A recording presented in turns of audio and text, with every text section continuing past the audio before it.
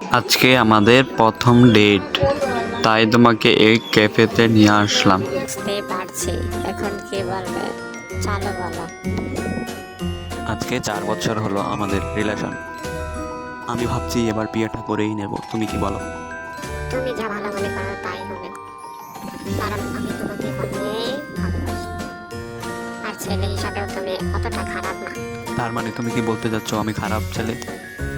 আরে না পাগল, আমি তা বলবো না। আমি বলতে চাচ্ছি তুমি আমার জন্য পারফেক্ট।